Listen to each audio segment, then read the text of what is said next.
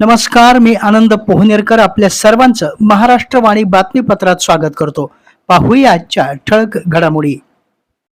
पश्चिम आशियाई संकटाच्या पार्श्वभूमीवर पंतप्रधान नरेंद्र मोदी यांनी देशातील नागरिकांना ऊर्जा बचत, इंधन बचत, स्वदेशी वस्तूचा वापर, सार्वजनिक वस्तू व्यवस्थेचा अधिक वापर, नैसर्गिक शेतीला प्रोत्साहन तसेच अनावश्यक खर्च टाळण्याबाबत केलेल्या आवाहनानुसार महाराष्ट्र शासनानं 13 मे 2026 रोजी महत्त्वपूर्ण शासन आदेश पारित केला आहे.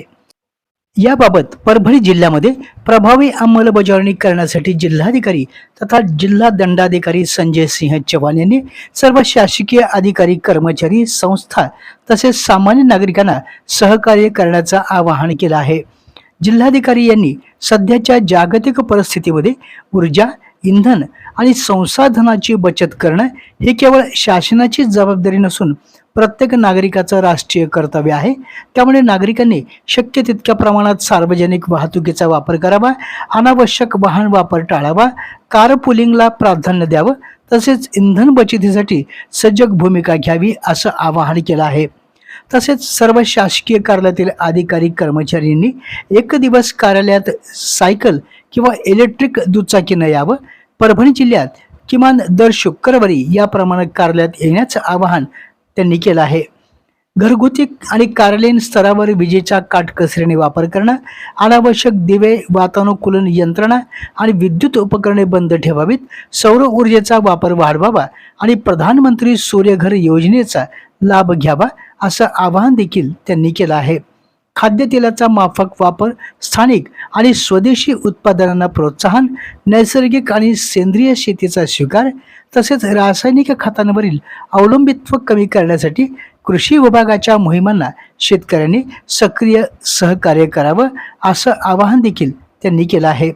राष्ट्रीय हित आणि भविष्यातील ऊर्जा सुरक्षिततेच्या दृष्टीनं प्रत्येक नागरिकानं जबाबदारीची जाणीव ठेवून शासनाच्या उपाययोजनांना सहकार्य करावं असं आवाहन देखील जिल्हाधिकारी संजय सिंह चव्हाण यांनी केलं आहे. सेलू पाथरी रोडवरील रेल्वे गेट येथे उभारण्यात येत असलेल्या उड्डाणपुलास रवळगावकडे वळण रस्ता देण्याच्या अनुषंगानं आज 13 मे रोजी सार्वजनिक बांधकाम राज्यमंत्री तथा परभणी जिल्ह्याच्या पालकमंत्री मेघना साकोरे बोर्डीकर यांच्या अध्यक्षतेखाली मुंबई येथे बैठक झाली. वळण रस्त्याच्या प्रश्नावर तातडीनं मार्ग काढून आवश्यक कार्यवाही करण्याच्या सूचना त्यांनी दिल्या. बैठकीस व्हीसीद्वारे जिल्हाधिकारी संजय सिंह चव्हाण, DRM नांदेड विभागाचे प्रदीप कांबळे, सेलू उपविभागीय अधिकारी शैलेश लाहोटी तसेच श्री सतीश, कार्यकारी अभियंता राष्ट्रीय महामार्ग परभणी अनिस खैराडी तसेच बांधकाम विभागाचे कार्यकारी अभियंता कोरे यांची उपस्थिती होती.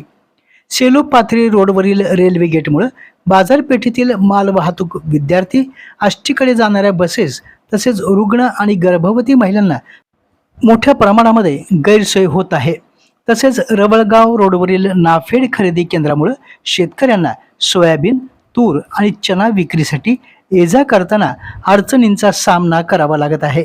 त्यामुळे ओलांडी पुलास रवळगावकडे बाह्य वळण रस्ता देण्याची मागणी नागरिकांकडून करण्यात आली आहे. याबाबत नागरिकांची मागणी आणि स्थानिक अडचणी लक्षात घेऊन सकारात्मक तोडगा काढण्याबाबत पालकमंत्र्यांनी संबंधित विभाग आणि यंत्रणांना आवश्यक ते निर्देश दिले आहेत. जोराच्या सुटलेल्या सोसाट्याच्या वाऱ्यामुळे काल दिनांक 13 मे रोजी दुपारच्या वेळी सेलू तालुक्यातील वालूर येथे भरलेल्या आठवडी बाजारामध्ये नागरिकांची अक्षरशः तारांबळ उडाली. सकाळी सोसाट्याचा वारा येण्याची कोणतीही लक्षणे नसल्यामुळे व्यापाऱ्यांनी आपली दुकाने थाटली आणि व्यापार सुरू केला. हळूहळू दुपारनंतर वाऱ्याचा वेग वाढला आणि सोसाट्याच्या वाऱ्या सुटल्यामुळे दुकानासाठी उभारण्यात आलेले प्लास्टिकचे कापड तसेच इतर साहित्य ओढून गेले. बाजारपेठेत खरेदीसाठी आलेल्या पुरुष, महिला यांची एकच तारांबळ उडाली. काही वेळानंतर परिस्थिती पूर्वपदावर आली, मात्र सोसाट्याच्या वाऱ्यामुळे व्यापाऱ्यांचं मोठ्या प्रमाणात नुकसान झालं.